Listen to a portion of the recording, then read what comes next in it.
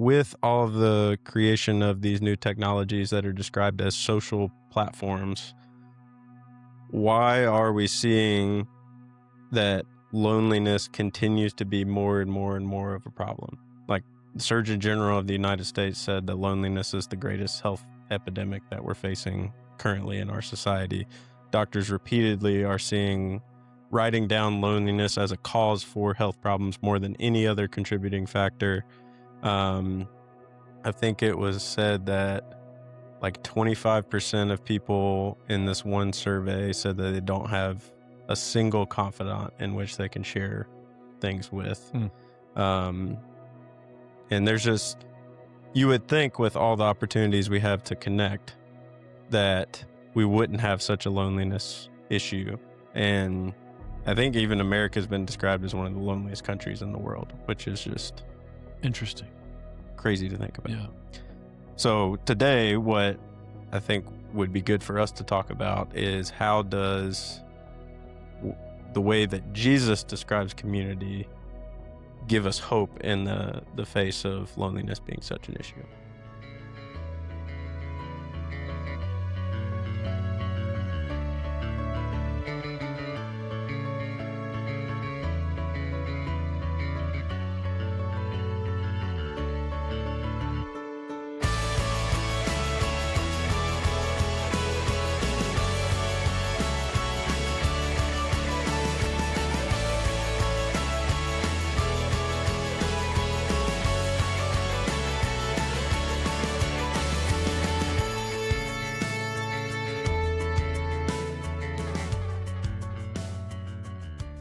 Hello and welcome to another For Lake Norman podcast. I'm Anson. This is Tucker. We serve together as pastors at Lake Norman Baptist Church. Our mission is to bring healing, connection, purpose to people all around Lake Norman, which is our community, through the love of Jesus. And we have these conversations as a way to promote that. And we believe that by contemplating and discussing and growing in just the things of God, we do experience healing. Mm-hmm. And we can be encouraged to make some new connections and find and discover more purpose in our lives. And so that's why we have these conversations. And we're in a series right now in our church of sermons on Sundays where we're talking about technology, new toys, old stories. And the new toys are the technologies that we're experiencing and that we get to, in many ways, enjoy and benefit from, but also we have to think about and reflect on in our culture. And the old stories are evidences and instances where these types of technologies have shown up in the Bible, thousands of years ago in some cases, of different types of technologies and what that has meant and what principles we can learn. And so we're a few weeks into this series, and Tucker, at this point, you have preached more of these than I have. Which isn't something that we usually say. So how's the last couple of weeks been for you? Yeah, I told the staff today that my eye's been twitching, and I was like researching why my eye's twitching, and it is either because of too much caffeine or stress, but I've been drinking less caffeine. So I feel like it has to be stress. So it's not too much caffeine, it's too much preaching. I think it's a combination of things, but I do not envy you having to prep and preach every week. So, but I've enjoyed doing it. Don't get me wrong. It has been good. But I am overdue for, I hear you, which is ironic because we just talked about practicing Sabbath last week. And, I said there's weeks we miss. What I didn't say specifically is that these past 2 weeks that I've preached, we've been the most inconsistent we have been in a while with practicing Sabbath. So it's been hard to slow down. Like, I had a vacation, got back. We had an event that Saturday. Like I drove in and pretty much went straight to that event. And then the next weekend had another event on Saturday and then prepping to preach and just like meetings and all the things. So it's just been, we were talking before we started recording, like I feel like I'm just constantly switching back between different energies and, going in all these different directions. So it's been fun. I've enjoyed it, but I will be glad to pass the reins back to you next week. Well, thank you for taking up the mantle. I think you have contributed really well to this series. I'm grateful for it. I've learned from you and benefited from it. So thank you for that. And what, people may not understand, when you step in to preach, or Shadrach or Evan or Mhm. somebody else that's not your regular job doesn't go away. And so It's for, still for many happening. years, I Yeah. was in a role similar to yours, and I would have opportunity to preach from time to time. And yeah, it's kind of added on to what you are doing, Mhm. but nothing really moves out of the way for it. So Yeah. it just gets added on. So it is an added Yeah. level of stress and preparation. And if you preach well, you're not just showing up, with thoughts on the Mhm. top of your mind. It's a heavy Yeah. lift of prep. Yeah. So thank you for serving our congregation and our community well these last couple of weeks and Yeah. contributing to this series. Happy to do it. Yeah, and may your eye stop twitching Yeah. soon. Today I've had good luck. It Okay, has not it good. has not been twitching today. You got me thinking about, because I think I've had that eye twitch in the past as well. So, but I never looked up like why it would Mhm. be. Yeah. I've had it in the past too, and Yeah, then I was like, "This is probably I've had too much caffeine." But this time I'm like, "Well, it's yeah. not I'm caffeine." off So, caffeine. Yeah. yeah. Okay. So speaking of preaching, speaking of the series, so Mhm. um this sermon that we're this past Sunday, you're talking about technologies in the Bible that really are around self-expression, arts and music. And Mhm. in the Old Testament there was this movement of the Spirit to empower some men and women for creativity and Mhm. building a temple and a tabernacle for God. So reflect a little bit on the sermon and where we Yeah. were and how it connects to the topic for today. Yeah, so, Sunday we talked a lot. It, you or looking at that passage, we reflected a lot on what that says about our work, because for many of us, Yeah. work is the thing we're doing with the bulk of the time we have during the week.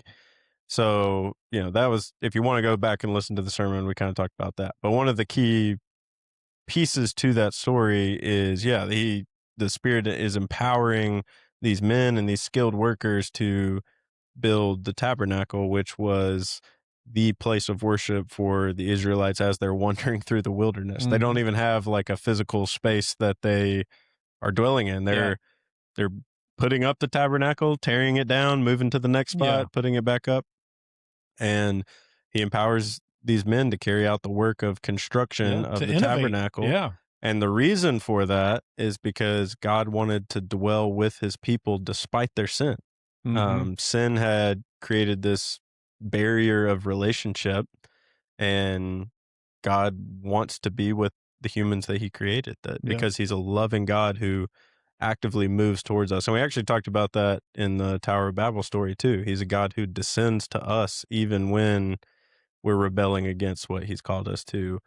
And that's what we see here with the tabernacle. And so it was a place that was in the center of their camp. It was the focal point of their daily life and was a tangible reminder of God's presence with them. Mhm. And so it is a reminder that God himself exists in this loving community of the Trinity. We see God and the Holy Spirit involved in this story, and of the Son, Jesus. They all exist in loving community together.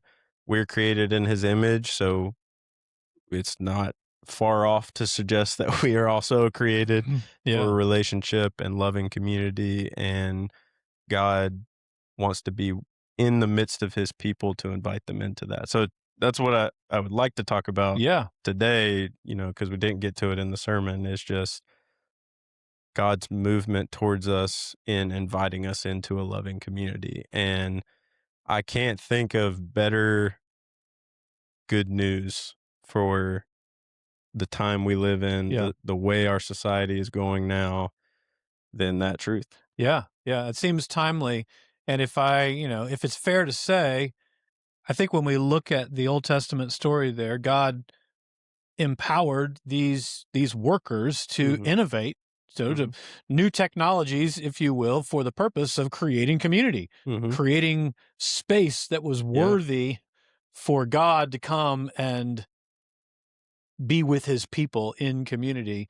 And yet, when we look at the yeah, technologies, generally speaking, in our day, mhm, technologies moving at a rapid pace of mhm, innovation and invention, and at the same time, community seems to be diminishing, mhm, not increasing. So it seems like there's an opposite relationship between technology and innovation today, at Mhm. least broadly speaking, and levels of community that we're a part of. So isolation is Yeah. going up, Yeah. loneliness is going up, not down. Mhm. And so how can we counter that, right? Mhm. Yeah. 'Cause yeah, you're spot on. The technologies we have today promise the same thing. They say that they're gonna make us more connected and provide community and, on the surface, it sounds great. Yeah. Like, "Oh, yeah, I'm gonna be able to connect with all Look how many these." friends I have Yeah, online. yeah, Yeah. that like what I'm doing Yeah. and, on the surface, it seems like, okay, this is gonna solve the problem, but what it's really done is exaggerated the problem even more Yeah. because it gives us the sense that we're well connected without the actual depth of relationship that makes up the type of community that God wants Yeah. for It's us. almost like we're redefining community. Yeah. And sometimes I know one of the common things that I'll hear nowadays, several different podcasters I like to listen to and follow. I Mhm. know you do too.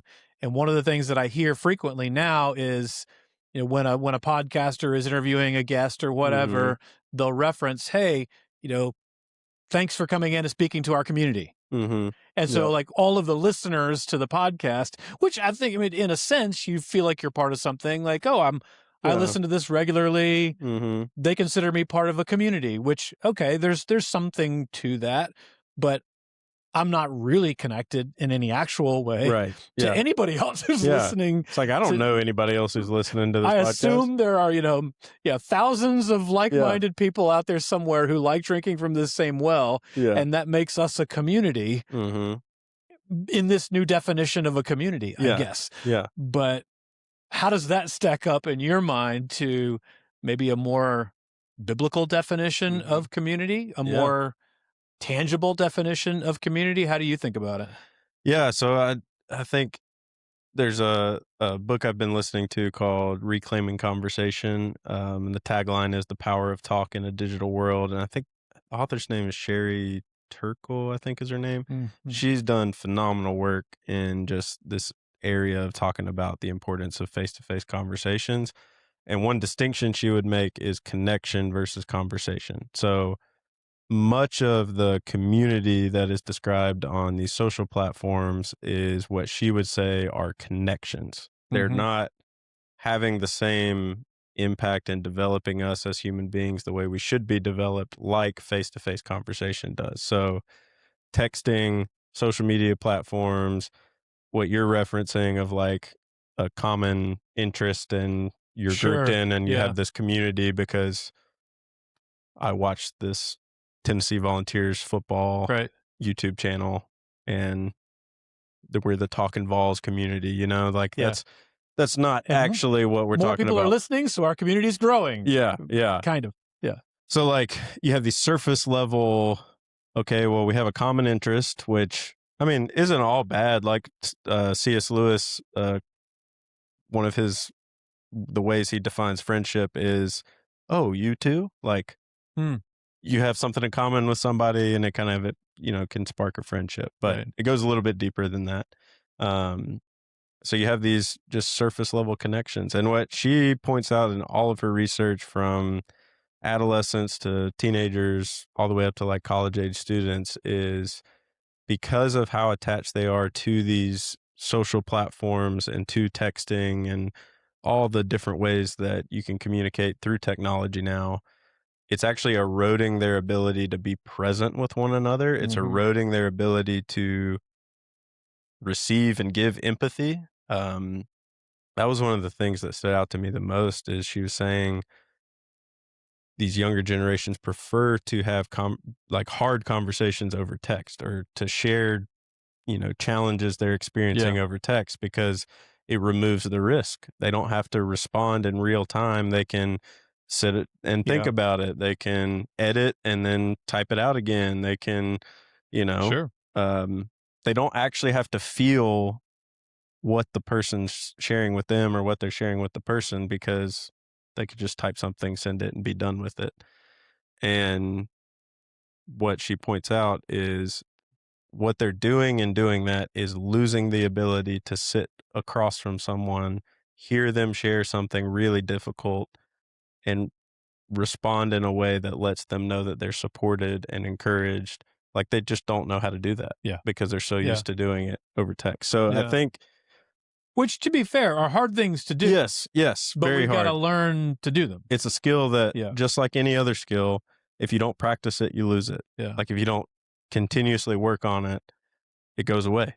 And I think that's the point that she's making. So I would draw a distinction between connection and community. Mm-hmm.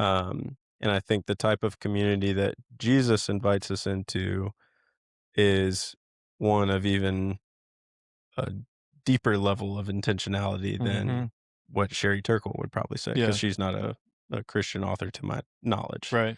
Um, so yeah, that's kind of a one way of thinking about the Yeah. difference Yeah. is connections versus Versus community. yeah. Yeah. And so community in the way of Jesus Mhm. would have some distinct facets to it. Mhm. Um, how do you think about sort of a framework for Christian community? Yeah, I think there's a lot of different ways, you could describe it. A helpful framework um, that I've found is Practicing the Way is an organization that talks a lot about spiritual practices, community being one of them, Mm-hmm. and they kind of have four key pieces to a life of community. So, number one would be um, doing life together around a table. So, like sharing meals together, being consistent with it, having intentional conversations, but the table becomes the hub of your community. And Mm-hmm.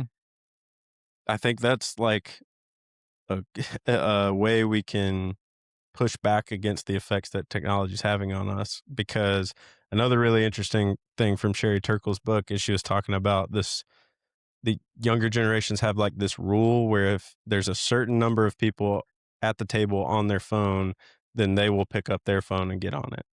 But Hmm. if there's like, I think it was the rule of three. So if like three people are on their phone, they'll pull theirs out and get on it, and they'll just all sit and look at stuff on their phone Mm-hmm. as they're eating a meal together. But if there's three people who aren't on their phone, then they'll put it down and actually like Interesting. talk. And I thought that was the funniest thing. Like, why do we have to have a rule around that? Yeah. But so this act of sharing meals together, if you are intentional about it and you put the devices away and you actually sit across from whether it's your family or um, a group or your church community, Yeah. and you just look each other in the eye and have conversation, ask them Yeah. about how their week was, and um, just enjoy good food together. Yeah. Like, that's a very Yeah. human experience that grounds us back to who we're meant to be. We're Yeah. created for that. And so when we carve out time to do that, it's deeply formative.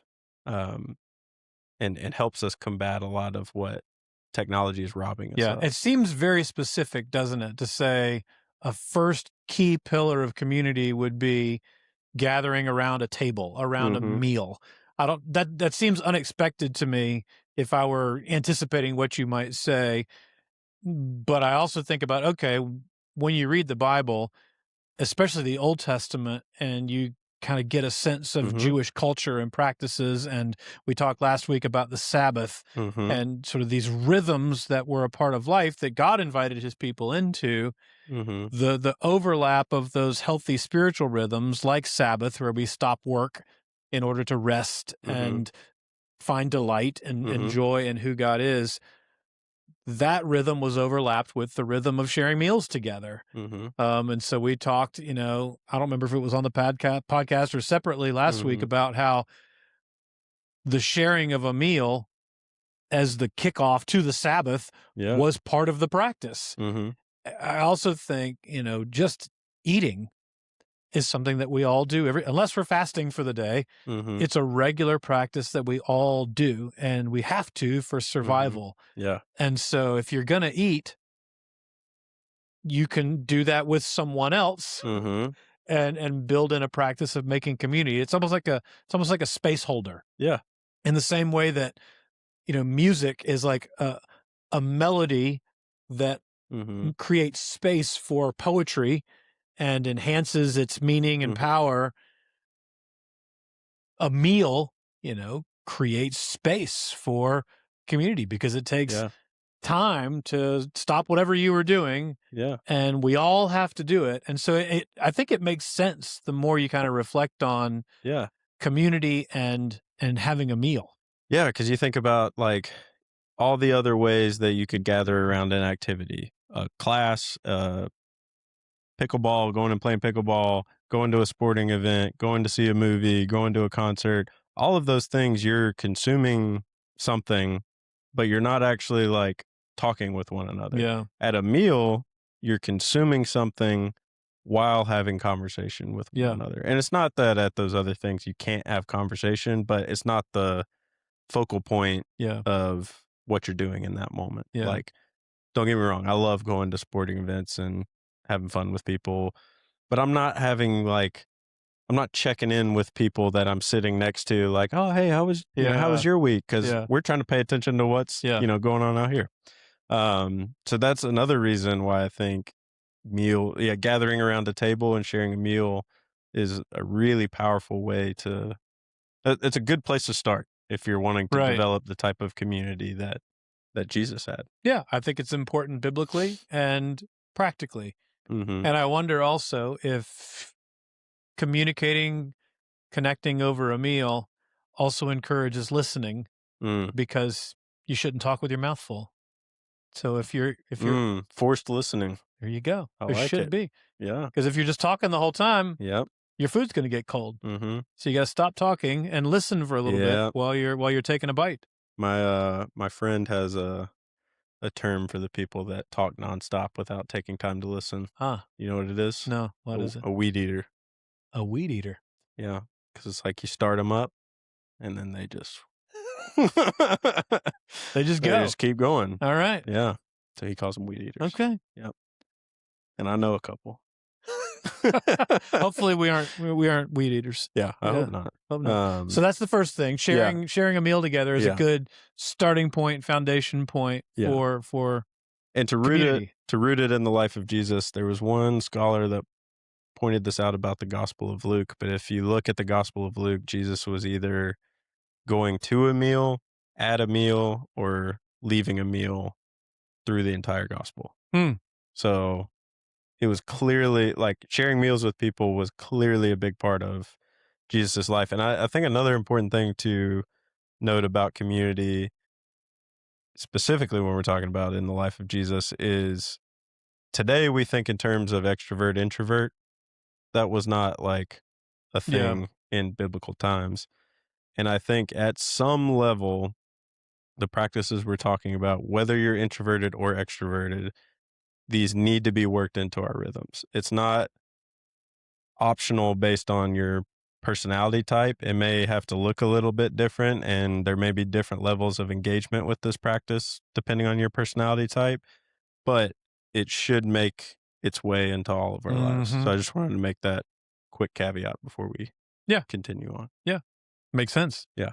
And then another thing, Old Testament wise, you mentioned it, but a third of what the Israelites were commanded to do was celebrations and feasts, Hmm. which I think is pretty significant. Yeah. So we should take that into consideration Yeah. for like how often are we like feasting with friends Right. and celebrating what God's doing in our lives. Yeah. Um and having a consistent rhythm of sharing a meal together can give you space to do that. Yeah. I mean that's a real gift, isn't it? Mhm. Like God didn't have to make it that way. But one of the things that most of us love about life is food. Mhm. Yeah. I mean, even, there's the people who, you know, eat to live and the people that Mhm. live to eat. Even if you don't live to eat, Yeah. you still have your favorites. Yeah. You still have the things that you love to eat and you really enjoy, and taking that enjoyment and overlaying it with the value of community and connecting with other people. Yeah, that's a real gift. Yeah. It reminds me of you talking about how much we love food.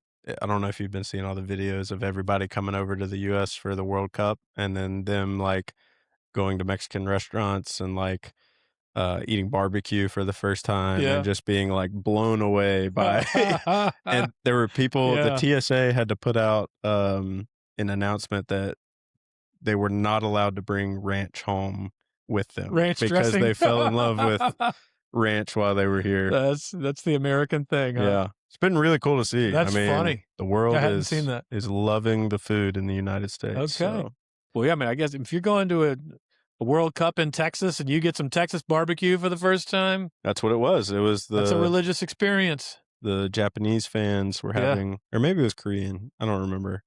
They were having, barbecue for the first time, and this dude's just got this huge rack of ribs, like, tearing into it and just absolutely loving it. It was so I don't funny. blame him. Yeah.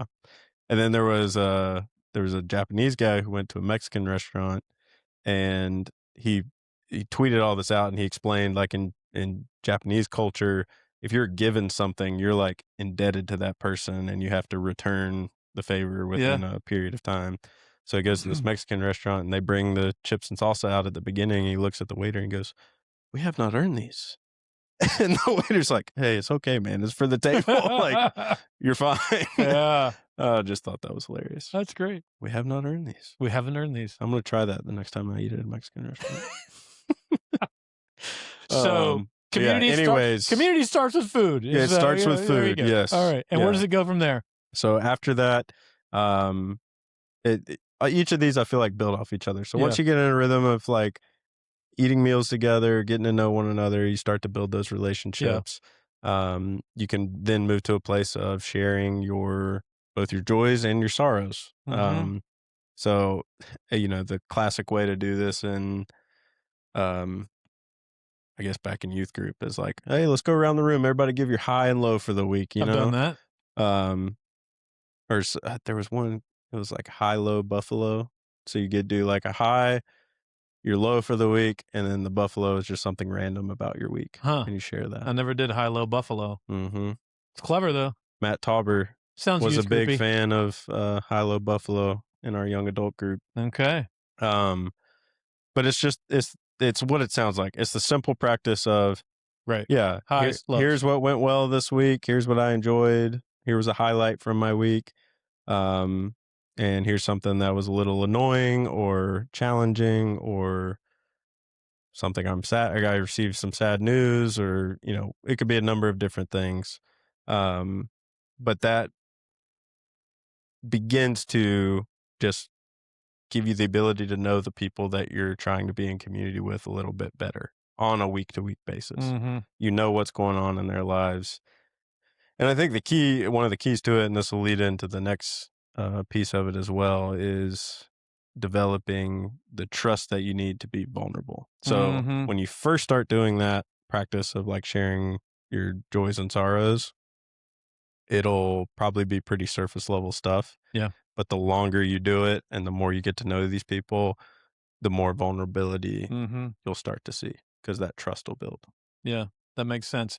And we do connect with each other more on our weaknesses than we do in our strengths. Mm-hmm. Yep. You think, well, you can be impressed with someone at how strong they are, Mm-hmm.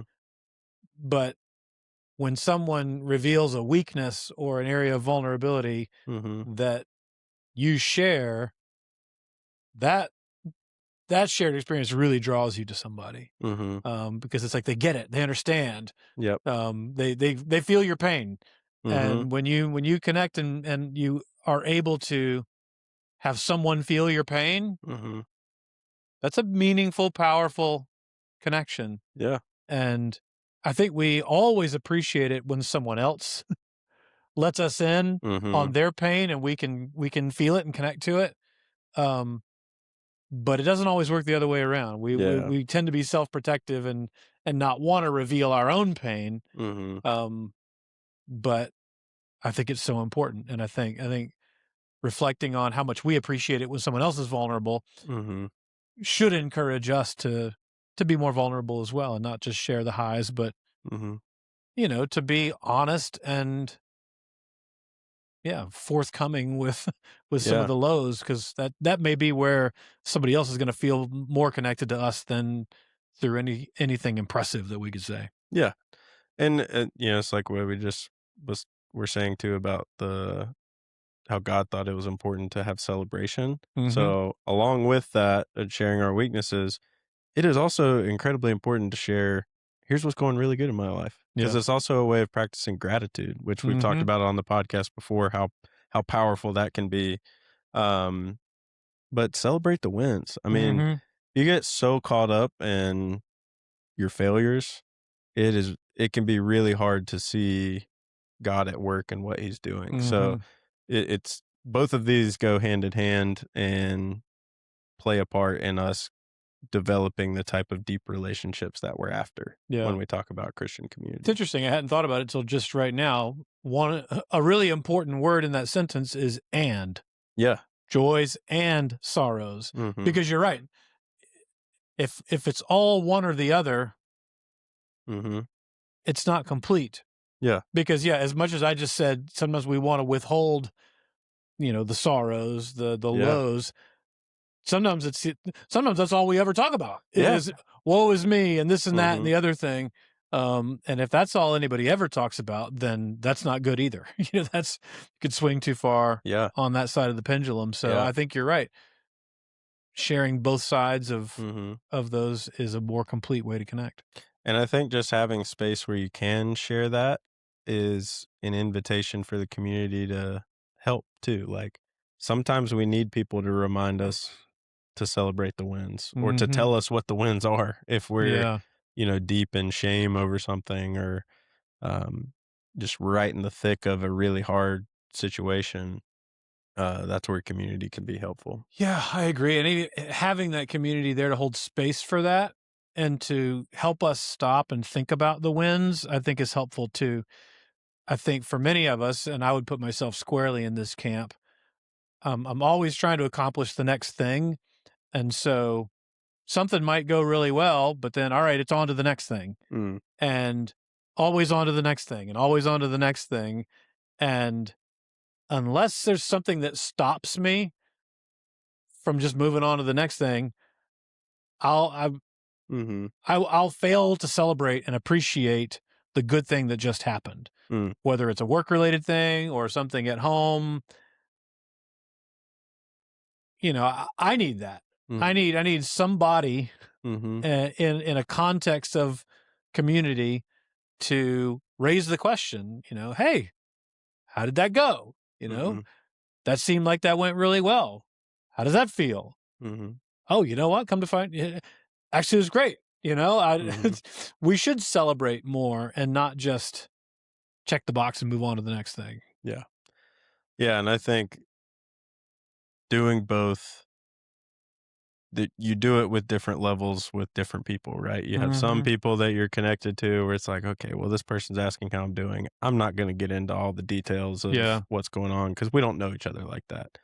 But I think the when we're talking about Christian community, you have to open yourself up in both of those categories to develop the types of relationships that we're after and the types of relationships that Jesus had with his community. Mhm. I think that's one of the things that's so striking is when you look at the group that Jesus assembled, I mean, what he was calling them to when he called them as disciples was, come spend 3 years with me. And it's almost like a co-housing community, except they moved around, Yeah. right? They weren't in one Right. spot. But you look at the people, like when he lists them out and when he's calling the 12, it's two in particular that stand out is Simon the Zealot, which the Zealots were this group of like it was a Jewish sect that would do these like guerrilla warfare Mhm. tactics against the Roman soldiers.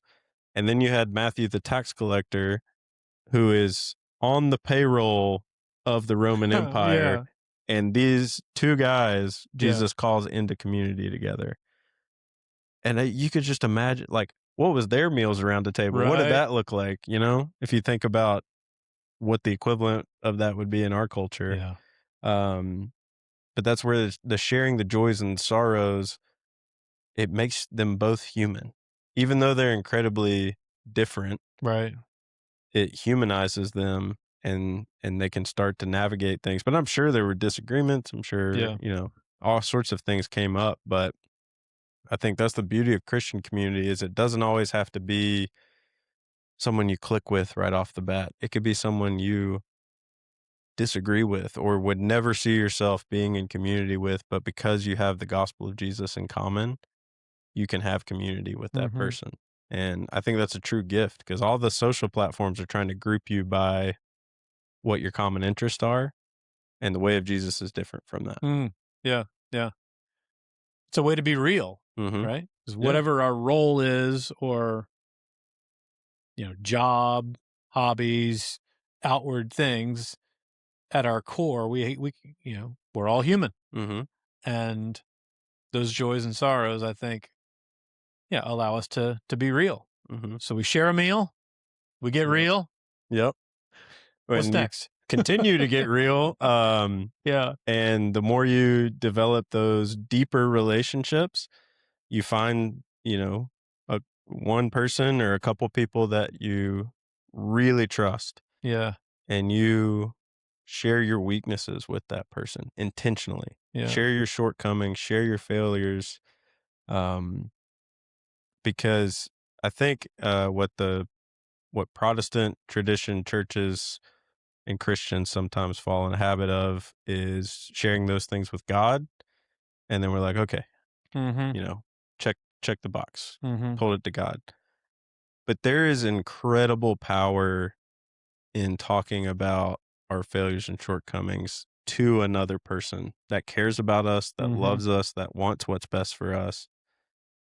There's freedom in that. And mhm, that's what James 5, so in church circles what we would call this is confessing your sins to someone. mm, Um in James 5, James says, "Therefore pray for one another and confess your sins to each other so that you may be healed." And so mhm, it's that act of sharing it with another human being that actually unlocks healing for us. mhm. Not that confessing it to God isn't important too, but what we Yeah. tend to do when we confess it to God is we say, "Lord, you Yeah, know what I did. Please forgive me." yeah, And then we move on. But that's where I think, the 12 steps and Alcoholics Anonymous, that whole yeah, framework can be helpful because one of the steps is to name in detail yeah. your wrongdoing to another human being because they recognize that as an important step in healing from addiction. But Mhm. I think healing just in general life and Yeah, growing as a human being, the practice of doing that helps us on that journey. yeah. So if I'm thinking about some examples of that and trying to distinguish confessing or sharing joys and sorrows Mhm. with confessing our faults, Mhm. confessing our sins to one another. If I'm sharing a sorrow, it might be, hey, this happened this week, and I got some really hard medical news, and Mhm. I'm really struggling with it, and Mhm. I'm fearful. This is how I feel about this thing that's Mhm. happened. That would be sharing a sorrow. Mhm. Confessing a fault or confessing a sin might be, hey, I'm really sorry. I you know, I've just been really angry with you about Mhm. this incident that happened a little while back, and I know it wasn't that big of a deal, but it got under my Mhm. skin, and I let it really affect me, and I've been really short-tempered with you, and I've been unfair to you because I've just been hanging on to some anger for this thing that I really shouldn't have, and I just want you to know I'm Mhm. sorry. Like, Mhm. that's my fault. I own it. Yeah. I've treated you wrongly in a way that I should not have. Um, that would be a confession of sin to Mhm. somebody to Yeah. say, I'm not hiding behind anything. I'm not blaming anything else. I'm Mhm. not trying to pass off the buck to something else. It was my bad. I did it, Mhm. and I'm sorry. Yeah. Yeah, and I think along with that, it's also confessing the things that nobody would know if you didn't say it out loud. Hmm. I think the faults that are done that only we know about, confessing those, sharing that with another Yeah. human being can be really powerful, and I've Mhm. experienced that personally. Not only sharing it with friends, but sharing it with my spouse, Yeah. and um, I think just like what happens between Haley and I, no one would know about outside of us unless I intentionally Yeah. confess it to one of my close friends, which Mhm. I do often. Mhm. I'll look at him and be like, "Hey, yeah, here's what happened. I messed this up with Haley this Yeah. week, said something I shouldn't have said, or reacted in a way I shouldn't have." And, I can take that to them, and it's just, even I'm sharing it with guys who aren't even married yet, but there's Mhm. still so much power in just voicing it. And Mhm. I think it ties a lot to, there's a passage and I'm blanking on where it is right now off the top of my head, but I think it's Jesus talking where he says, "What's done in the darkness will be brought to the light." Mhm. Um, it's gonna come to light eventually, but you can push back the darkness by choosing to bring it to light Hmm. instead of it being brought to light being forced upon you. Yeah. You Yeah. can, partner with God in allowing the light to flood out the darkness by sharing it with another person. So yeah, I think this one's really key, but you have to develop a level of trust with somebody to Right. be able to share things like that, especially the things that no one would know Yeah. about, Yeah. otherwise. So that's why we said, these kind of build on one another. So this is, once you get to a deeper level of relationship with people in your community, you can Mhm. start to have those Yeah, and I conversations. think, I mean, we talk a lot about healing, and I think that's a very healing thing to do Mhm. because, man, when we're hanging on and trying to keep something hidden, Mhm. it doesn't do us any good. I mean, this Mhm. is we use phrases like "it's been eating away at me," Yep. and we all know what that means. Mhm. When we've done something wrong and we're trying to hide it, we've lied or we've Mhm. cheated or stolen or whatever, and we're just hoping we don't get caught. Yep. I mean, it's just no way to live. Yeah. And the power of healing of just, okay, I'm not hiding anymore. Mhm. Um, talking about the value of community.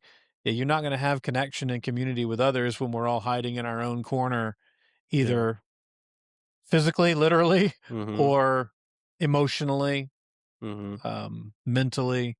Yeah. Yeah, I think we try and fight too many battles on our own, and we're not meant to. Yeah. And we wonder why we don't experience transformation or growth or change. Yeah.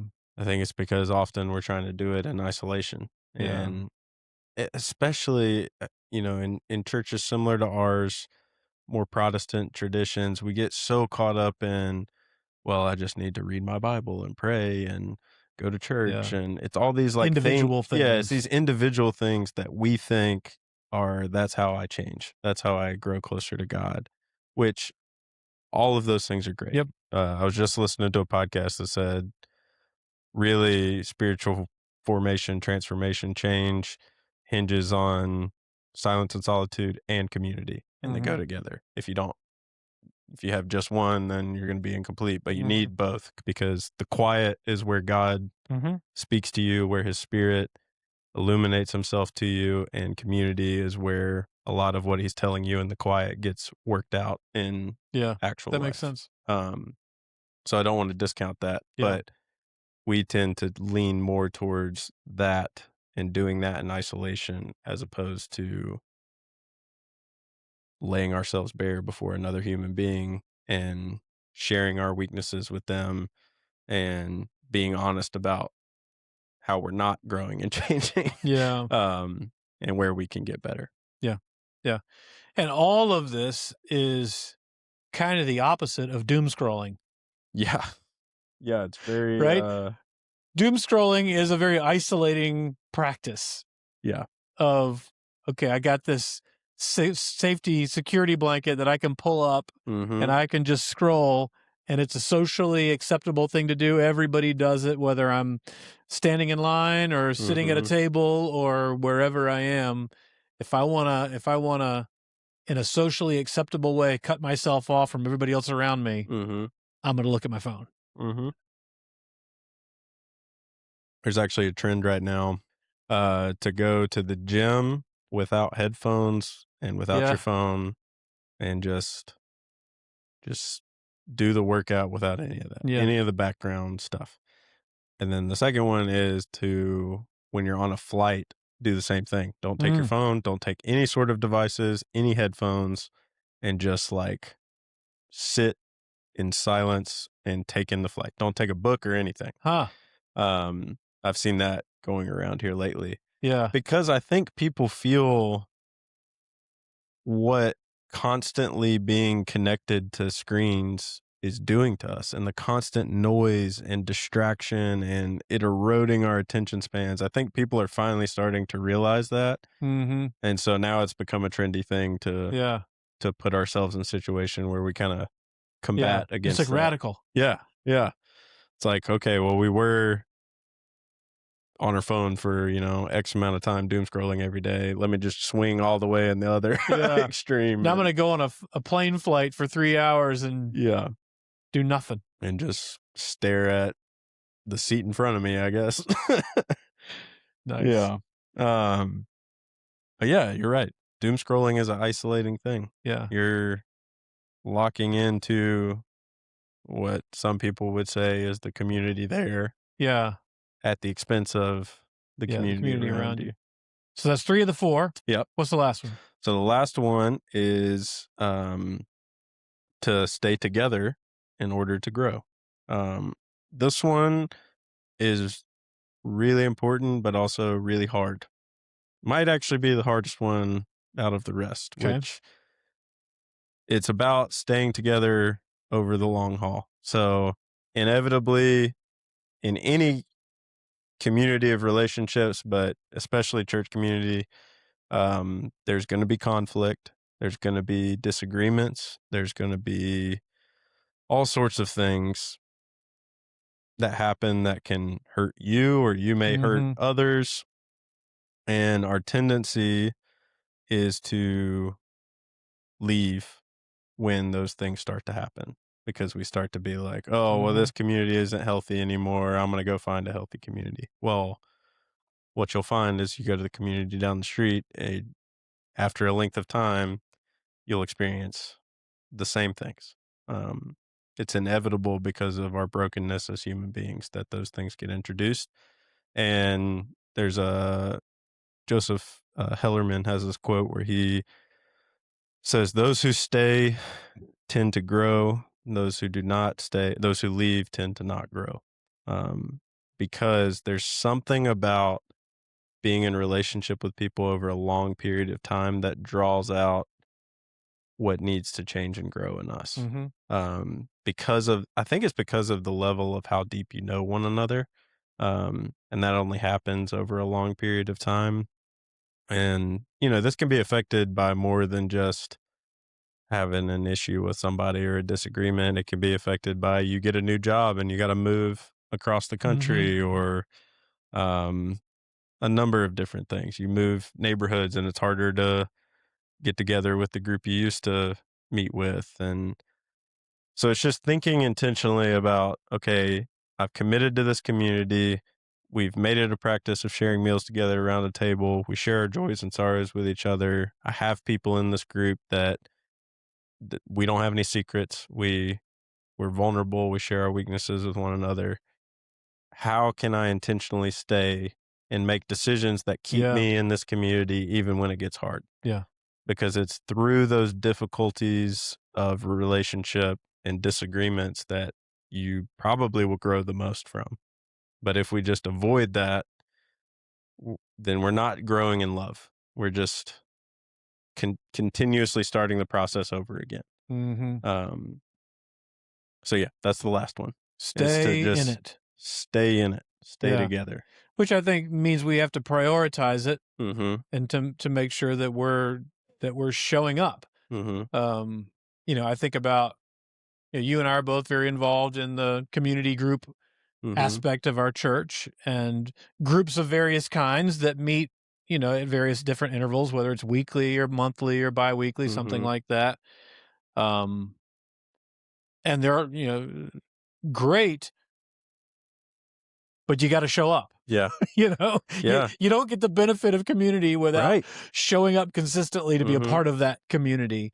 And that's one of the, I think, the ongoing challenges in a culture that's increasingly busy, Mhm. is making it a priority to to show up for it. I mean, just recently in a men's group that I'm a part of, one of the guys he's been in and out, Mhm. um, but he shared a couple weeks ago. He was like, you know what?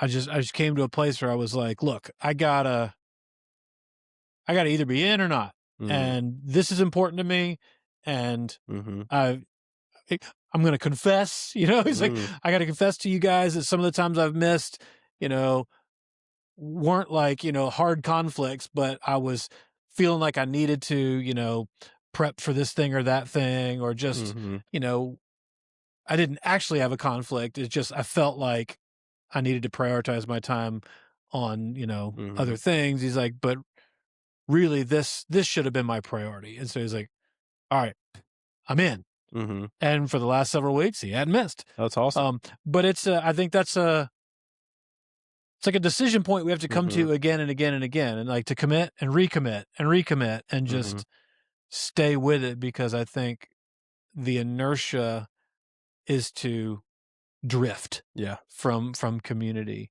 Yeah. And I remember, like, one of the most powerful things I've read, this is a long time ago now, I was reading a book on community Mhm. and these, groups that we find community in, and somebody was telling their story about how they were in a church, and within that church they were in a small group that had become really, really meaningful in their Mhm. life. A lot of spiritual growth, a lot of good things happening, a great example of healthy community. And at work, they got an offer for a promotion that was like the big promotion Mhm. that they had been hoping for, waiting for, probably praying for, but they were going to have to move. Mhm. And it was this moment of, now what's my priority? Like, Mhm. what am I going to do? And in our culture, there's just no question. Yeah. You get the big job promotion, of Go for course it. you take. Mhm. Like, that's not even a decision, Mhm. you know. So the story was that he turned down the job promotion Mhm. because of the value of this community Yeah. in this person's life and their family, which just sounds crazy, Mhm. you know, for anybody who hasn't lived it and experienced the benefit of that kind of community. And honestly, it might sound crazy even if you haven't experienced Yeah. good community, because at great personal cost, this individual was like, no, I'm doing the fourth thing you talked about. I'm staying. Yeah. I'm staying in it because the growth is that valuable to me, Yep. and I'll keep the job I got at less money than I could be making, Mhm. but I have this, and I can't put a price tag on that. Yeah. That's so good. Yeah, I've read maybe the same book, but, yeah, I read a similar book where, Yeah. they told a similar story, and I think, the group of guys that I meet with regularly, a couple of them just moved down to South End, so, like, south of Charlotte. One of them's moving to Fort Mill, which is kinda, like, on the Yeah. border, Yeah. and, I don't blame them. 'em. They're doing that for valid reasons, Yeah. but we were like, "Okay, well, we'll pick a halfway point between we're north of Yeah. Charlotte and South Charlotte, and we'll still do it." Yeah. And I think as long as you have that commit, and I like what you said about the value piece. Yeah. It has to move up your list of values or Yeah. you won't make space for it. Yeah. And I think that's that's our challenge as pastors, is helping people see the value of Yeah. community. And I just know for me, like, when I first started working here at the church, I've told this story before, but I think it, I think from the outside looking in, you could say, like, job was going great.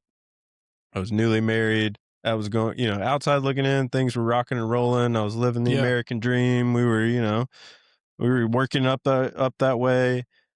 But man, I was so in such an unhealthy spot. And because of a lot of the things we've talked about Yeah. today, like, I was hiding sin or my failures, my weaknesses. I was hiding stuff. I was lonely and isolated because of pressures I was putting on myself. I wasn't, I didn't have healthy habits and practices in my life. And the one thing that turned the ship around and made me feel like I changed more in the span of 2 years than at any other point in my life was committing to community Mhm. and moving it higher up on my values list Mhm. and centering my life around it, honestly. Mhm. Um, and choosing to give it proper space in my calendar. And I don't think it's ironic that we talked about Sabbath last week and then community this Yeah. week because in order to prioritize it and value it, first you got to learn how to slow down Yeah. and be less busy Yeah. and learn how to stop and rest. And Mhm. if you can build that rhythm of Sabbath, then you have a spot in your calendar where you can also commit to community Yeah. Yeah. and feast with friends and Yeah. do all the things we talked about. Yeah. Oh, that's good. And for me, one of the most helpful contrasts is commitment versus convenience. Yeah. And we do a lot of things when it's convenient, Mhm. but the important things, Mhm.